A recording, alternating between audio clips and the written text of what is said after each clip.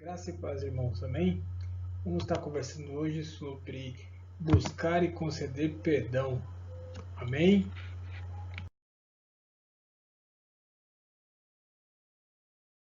E o texto que nós vamos ver está lá em Mateus 18, do 21 a 35.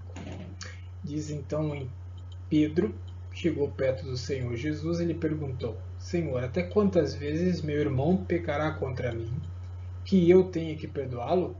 Até 7 vezes? E Jesus respondeu: Não te direi até 7, mas 7 vezes, mas sim até 70 vezes 7. Entre Jesus e os discípulos, mais precisamente Pedro, que fez a pergunta. No 23 diz: Portanto, o reino dos céus pode ser comparado a um certo rei que decidiu acertar contas com seus servos. Versículo 24, Jesus continua a parábola dizendo: Quando teve início o acerto, foi trazido à sua presença um que lhe devia 10.000 talentos.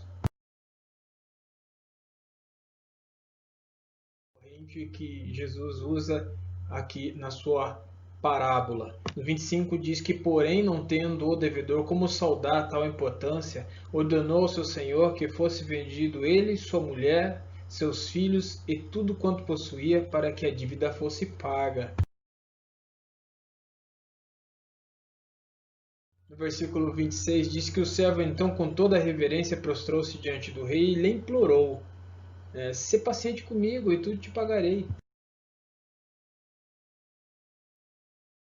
E no 27, o senhor daquele servo teve compaixão dele, perdoou-lhe a dívida e deixou ir embora. E ele foi embora livre. No 28, entretanto, saindo aquele servo, encontrou um dos seus conservos, o servo daquele servo, que lhe estava devendo 100 denários. Agarrou-o e começou a sufocá-lo. Esbravejando, dizia: "Paga-me o que me deves." Dizendo: Então o seu conservo, caindo-lhe aos pés, lhe suplicava: "Sê paciente comigo, e tudo te pagarei." Versículo 30. Mas ele não queria acordo, ele não queria nem ouvir. Ao contrário, foi ele que mandou ir lançar seu conservo devedor na prisão, até que toda a dívida dele fosse paga ou saldada, alguns textos dizem. Quando os demais conservos, companheiros dele, viram o que havia ocorrido, ficaram indignados e foram contar ao rei tudo o que acontecera. Então o rei, chamando aquele servo, que lhe disse: "Servo perverso, eu perdoei-te de toda aquela dívida, atendendo às tuas." 33. Não devias tu, da mesma maneira, compadecer-te do teu conservo, assim como eu me compadeci de ti?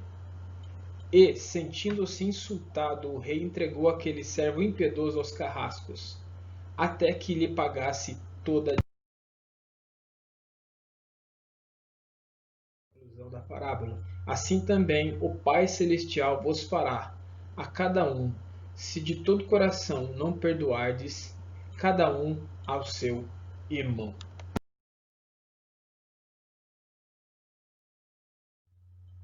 Buscar e conceder perdão. O que é perdão? Um conceito interessante, né? O perdão, cancelamento de dívida. Vou dar um exemplo interessante aqui, que seria este. Vai lá o irmão Ricardo empresta um carrinho aí do irmão para fazer algum trabalho e de repente, depois de um dia de trabalho, eu te devolvo o carrinho e o carrinho está desse jeito, todo quebrado. Então, a gente vê que existem duas situações aí que a pessoa que me emprestou, o irmão que me emprestou, vai poder fazer. Uma delas é ele assumir a dívida, me perdoar, ele vai lá e cancela a minha dívida, mas de qualquer forma ele vai ter um custo, ele vai ter que arrumar o carrinho. E o outro é ele cobrar de mim que essa dívida seja paga. Então aqui a gente está vendo que perdoar é cancelamento de dívida.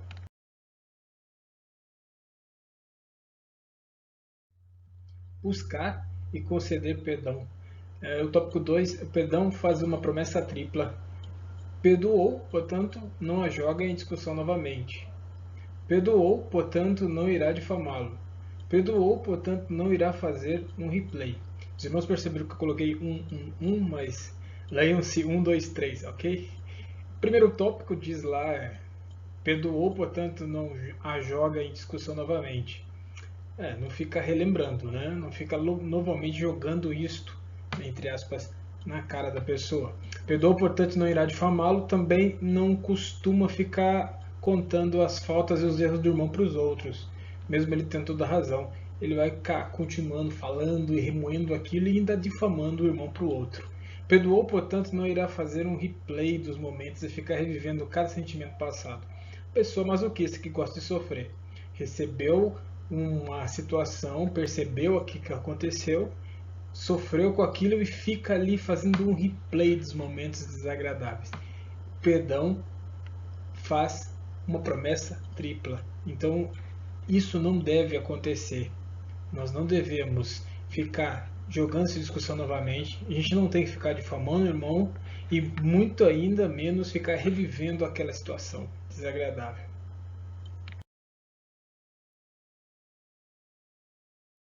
Buscar e conceder perdão. Buscar e conceder perdão. O 3 diz sobre a falta de perdão transforma as vítimas em vitimizadores. A gente vê no versículo 28 que ele, em vez de retribuir a benevolência, ele é mais duro ainda com o seu conservo. E a gente vê que essa pessoa ela tem um coração raivoso, muito duro.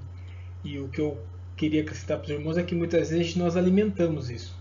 Somos alimentados por um sentimento de justiça. Quer dizer, eu quero justificar a minha raiva, eu quero dizer que eu tenho motivo para poder ficar tão nervoso e não perdoar, né? A mágoa, o ódio, né?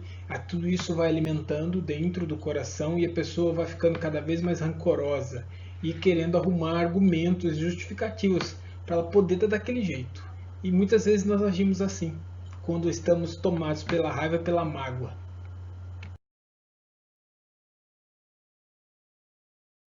Buscar e conceder perdão. No tópico 4, a gente vê que a falta de perdão tem um custo alto. Os irmãos podem estar observando aqui, né, o exemplo que eu dei a respeito do coração blindado, duro, enrijecido, um coração totalmente cauterizado, que é o termo que a palavra de Deus usa a respeito disso. Porque quando a gente deixa a mágoa, que foi o tópico anterior que nós falamos, tomar conta, nós ficamos com esse perfil, um coração duro, né?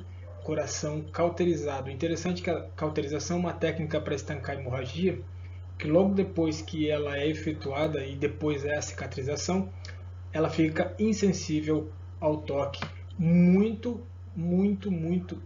bom mesmo essa comparação, porque é o que é o coração magoado, um coração insensível, não consegue sentir mais.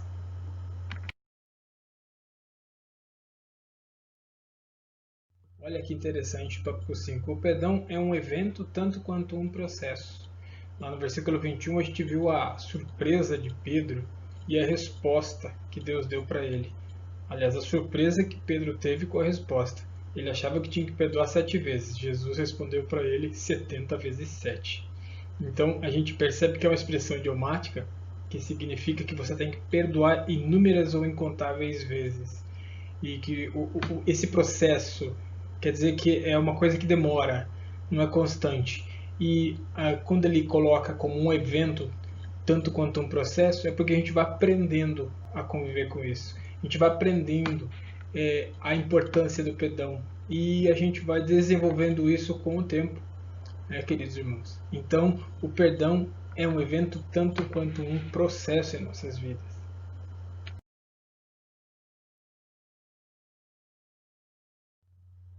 Buscar e conceder perdão.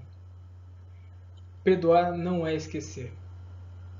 Quem perdoa sempre esquece. Não é isso que nós ouvimos falar?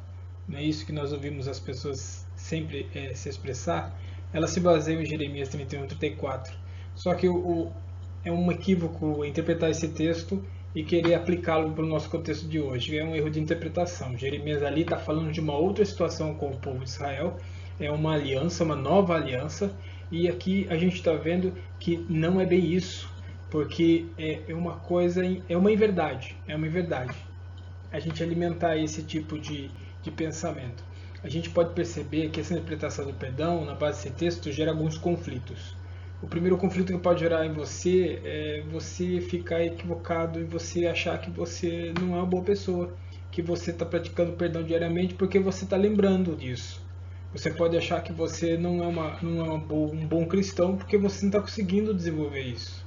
Você pode ficar frustrado achando que você não é convertido, sei lá, alguma coisa está acontecendo comigo. Por que eu não consigo esquecer que eu sempre lembro disso? É porque é impossível, isso não é verdade. Isso não é uma verdade, é um fato mal interpretado e ocasiona frustrações na vida das pessoas. O que nós temos que entender ali é que essa aliança que ele está fazendo é com o povo de Israel. Diferente do que nós vemos e nós temos, e outra sem hipocrisia, né, irmãos? Nós sempre, por mais que nós perdamos as pessoas, nós sempre vamos lembrar daquela condição que ocorreu. E necessariamente você vai ter que reviver aquilo, como foi citado nos tópicos anteriores, muito menos ficar difamando a pessoa. É só uma questão de procedimento, de ação, de como deve agir. E tomarmos muito cuidado com alguns equívocos de interpretação da palavra de Deus.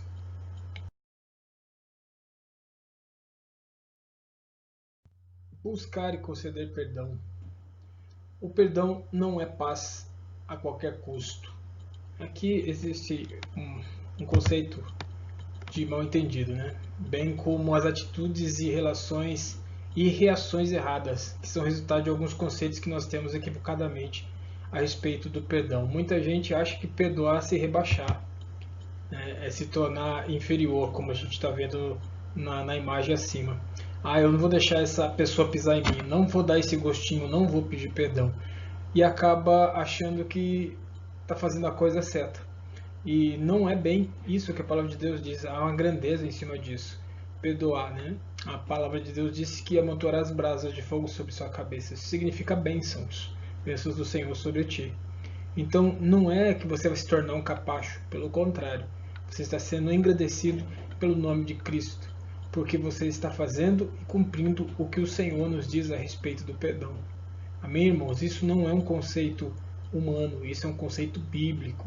O conceito humano acha que nós devemos nos orgulhar e não queremos e nem vamos. Mas lembre, perdão não é paz a qualquer custo, existe também um contraponto.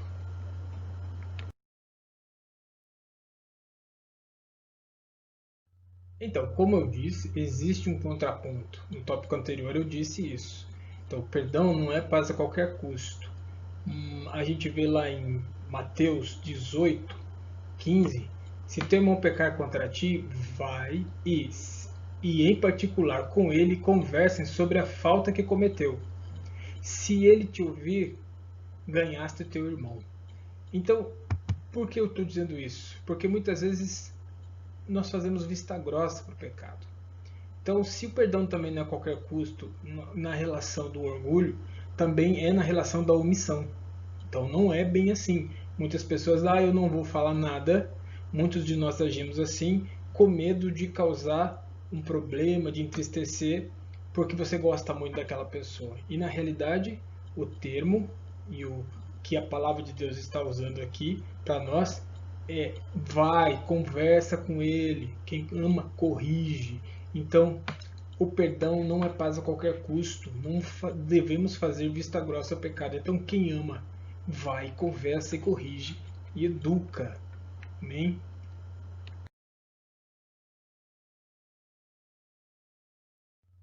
Buscar e conceder perdão. O perdão não é paz a qualquer custo. Terceiro tópico, amar com sabedoria.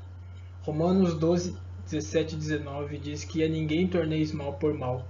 Procurai coisas dignas perante todos os homens. Se for possível, quando depender de vós, tende paz com todos os homens. Não vos vingueis a vós mesmos, amados, mas dai lugar à ira de Deus, porque está escrito: minha é a vingança, eu retribuirei, diz o Senhor. Então, buscar e conceder perdão. Terminando esta parte, tem uma citação de John Stott, no estudo de Romanos, que ele faz justamente em cima daquele texto que nós lemos, de Romanos. Ele diz que amar devidamente uma pessoa envolve sabedoria. Isto não abre caminho para alguém pecar contra você. Então a gente tem que ter essa consciência.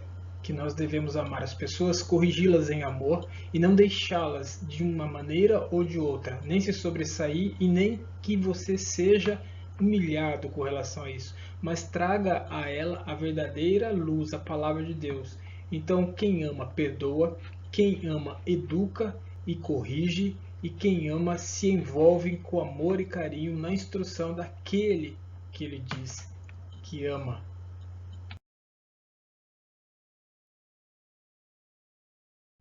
Buscar e conceder perdão.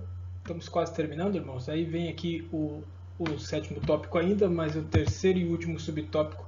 Viva de acordo com um padrão alto, ou um alto padrão bíblico. Mateus 5, do 38 ao 41, diz: Ouviste que foi dito, olho por olho, dente por dente. Eu, porém, vos digo que não resistais ao homem mau, mas a qualquer que te bater na face direita, oferece-lhe também a outra. E ao que quiser pleitear contigo e tirar-te a túnica, larga-lhe também a capa. E se qualquer te obrigar a caminhar 1000 passos, vai com ele 2000. Mateus 5, do 38 ao 41. Esse texto aqui, Jesus está chamando a atenção dos seus discípulos com relação à nossa convivência com os outros. Exatamente nesse ponto a gente vai entender aqui dos 1000 passos, porque costumava-se um soldado romano, com o seu poder de autoridade, pedir para qualquer um que estava ao seu lado, que não fosse romano, um judeu, que o ajudasse a levar uma carga. E Jesus ensina a eles para serem humildes com relação a isso.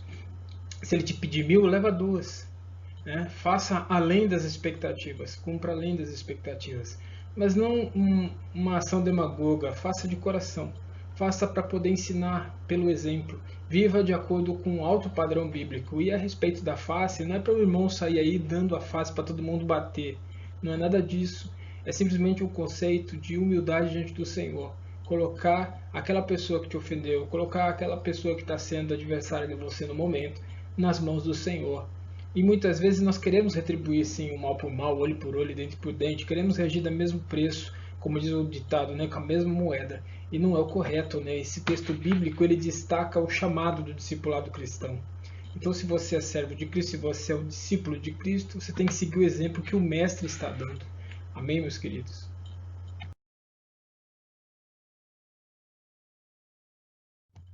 Então, chegamos ao final. Buscar e conceder perdão, uma diretriz de todo cristão. Até rimou, né? Filipenses 2, 1 até o versículo 4 diz: Portanto, se, estamos em Cristo, temos algum poder, algum encorajamento de amor, alguma comunhão no Espírito, alguma profunda fraternidade e compaixão, completai a minha alegria, tendo o mesmo modo de pensar, o mesmo amor, um só Espírito e uma só atitude. Nada façais por rivalidade, nem por vaidade, pelo contrário, cada um considere com toda humildade as demais pessoas superiores a si mesmo. Cada um zele não apenas por seus próprios interesses, mas igualmente pelos interesses dos outros. Uma lição vivida. Esse texto aqui é uma linha de conduta. Proceder de acordo com a diretriz que o Senhor nos ordena, seguindo a mesma linha e o mesmo princípio do tópico anterior, né? Seguindo o que o Mestre nos ensina. Que venhamos a ter zelo, mas não um zelo demagogo, que venhamos a completar toda a nossa alegria sempre com a presença do Senhor, sempre completando com o conhecimento e tendo um alto padrão de conduta bíblica, de conhecimento da palavra. E conhecereis a verdade vos libertará. Sem banalizar. A verdade é essa. Temos que conhecer a verdade, conhecermos o nosso Deus por completo. Paulo diz que nós devemos seguir até chegarmos à estatura de varão perfeito, completo. Então vamos continuar nessa caminhada aprendendo mais do Senhor. Amém, irmãos?